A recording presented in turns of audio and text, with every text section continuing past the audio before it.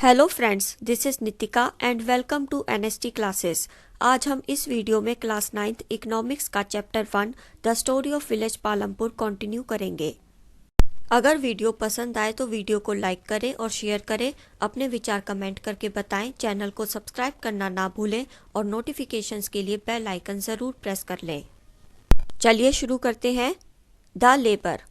यह तो हम सबको पता ही है कि किसी भी चीज़ की प्रोडक्शन के लिए सबसे पहली रिक्वायरमेंट होती है ज़मीन और दूसरी रिक्वायरमेंट होती है लेबर, या ये भी कह सकते हैं कि लैंड के बाद लेबर अगला फैक्टर ऑफ प्रोडक्शन होता है।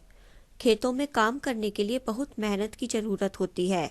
अगर छोटे किसानों के पास ज़्यादा काम होता है तो वह क्या करते हैं? वे अपने फैमिली मेम्बर्स के साथ मिलकर अपने खेतों में काम करते हैं। छोटे किसान अपने खेतों के अलावा मीडियम और लार्ज फार्मर्स के खेतों में भी श्रमिक के रूप में काम करते हैं।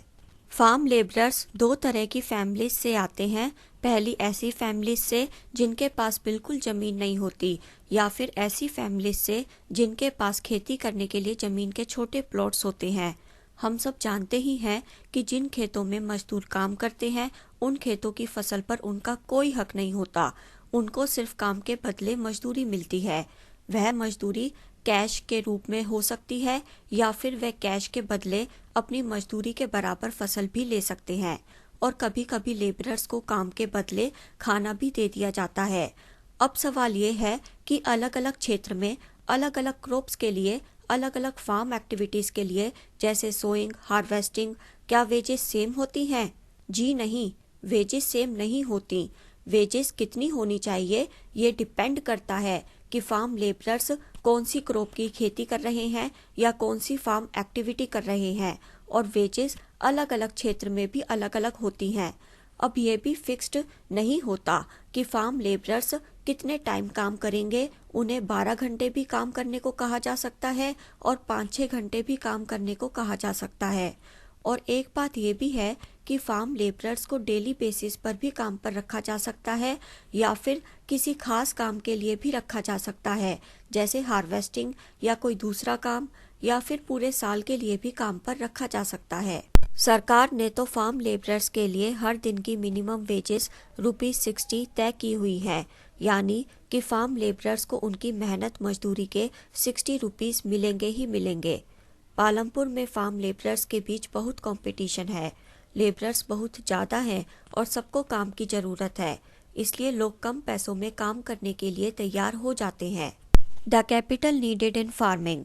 आधुनिक तरीकों से खेती करना पहले के मुकाबले अधिक महंगा पड़ता है, इसलिए जो किसान आधुनिक तरीकों से फार्मिंग करना चाहते हैं तो उन्हें ज़्यादा पैसों की ज़रूरत होगी, जो पुराने तरीकों से फार्मिंग करने में नहीं होती थी।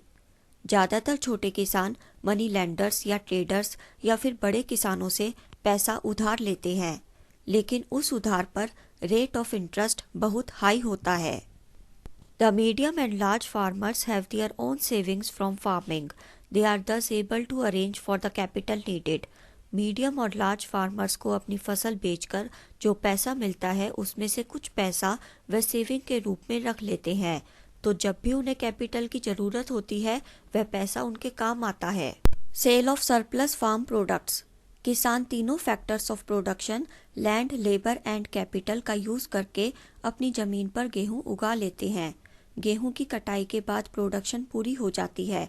किसान गेहूँ का कुछ हिस्सा अपने पास रखते हैं और बाकी बाजार में बेच देते हैं। छोटे किसानों के खेतों में प्रोडक्शन कम होता है। वह अपनी फैमिली के लिए तो पर्याप्त मात्रा में गेहूँ रख लेते हैं, लेकिन बाजार में बेचने के लिए उनके पास ज़्यादा गेहूँ नहीं बचता। इसलिए मीडियम और लार्ज फार्मर्स मार्केट में गेहूँ की सप्लाई करते हैं। व्यापारी बाजार से गेहूँ खरीदकर कस्बों और शहरों में बेच देते हैं। नॉन फार्म एक्टिविटीज़ इन पालमपुर। पालमपुर में सिर्फ 25% लोग ही खेती के अलावा कुछ और काम करते हैं। चलिए देखते हैं कि लोग खेती के अलावा और क्या क्या काम करते हैं। फर्स्ट है डेयरी। डेयरी पालमपुर में बहुत आम एक्टिविटी है जो बहुत सारी फैमिलीज करती हैं।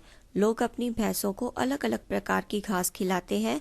बरसात के मौसम के दौरान खेतों में उगा ज्वार और बाजरा भी वे अपनी भैंसों को खिलाते हैं। और वे लोग उन भैंसों का दूध रायगंज, जो पास का ही एक बड़ा गांव है, वहां बेचते हैं।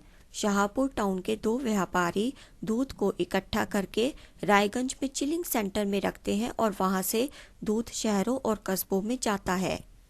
सेकंड है an example of small scale manufacturing इन पालमपुर। पालमपुर में 50 से भी कम लोग मैन्युफैक्चरिंग में लगे हुए हैं। पालमपुर में मैन्युफैक्चरिंग में बहुत ही सिंपल मेथड्स का इस्तेमाल होता है और वह इसे स्मॉल स्केल पर करते हैं।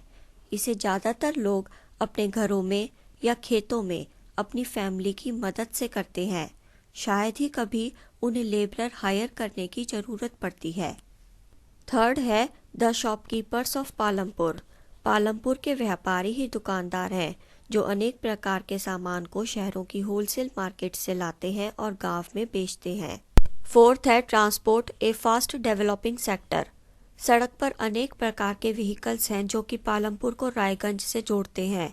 रिक्शा वालास, टांगा वालास, जीप, ट्रैक्टर, ट्रक ड्राइवर और लोग जो बैलगाड़ी चलाते हैं और बोगी चलाते हैं, वह लोग ट्रांसपोर्ट सर्विस में लगे हुए हैं। वह लोगों और सामान को एक जगह से दूसरी जगह ले जाते हैं और उसके बदले में पैसे लेते हैं। कुछ सालों से ट्रांसपोर्ट सर्विस में लोग ज़्यादा इन्वॉल्व हो रहे हैं। अगर वीडियो पसंद आई हो तो वीडियो को लाइक करें और शेयर करें। अपने विचार कमेंट करके बताएं। चैनल को सब्सक्राइब करना ना भूलें और नोटिफिकेशंस के लिए बेल आइकन जरूर प्रेस कर लें। See you in the next video. Till then goodbye. Thank you so much. Thanks for watching.